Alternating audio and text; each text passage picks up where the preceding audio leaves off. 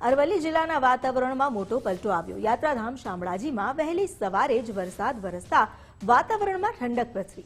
જિલ્લામાં અનેક સ્થાન પર વાદળછાયું વાતાવરણ જોવા મળી રહ્યું છે। સવારમાં જ કાળા ડિબાંગ વાદળોએ આકાશ પર સામ્રાજ્ય છવાયું છે અને આ વાદળછાયા વાતાવરણને કારણે અને વરસાદને કારણે ખેડૂતોના માથે પણ ચિંતા ઘેરાઈ છે। વધુ જાણકારી આપી રહ્યા છે સંવાદદાતા વિપુલ રાણા। વિપુલ, વરસાદી વાતાવરણ છવાયું છે, શામળાજીની આસપાસ વરસાદ પણ પડ્યો, ક્યાં ક્યાં વરસાદ પડ્યો છે, શું સ્થિતિ?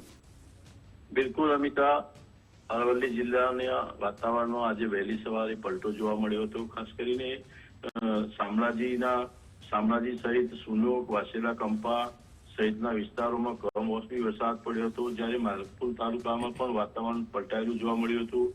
વહેલી સવારે પવન સાથે વાદળછાયું વાતાવરણ સર્જાયેલું જોવા મળી રહ્યું હતું। સાથે સાથે મેઘરજના ઈસરી, જેતપુર પંથકમાં પણ ગાજવીજ સાથે વરસાદ પડ્યો હતો।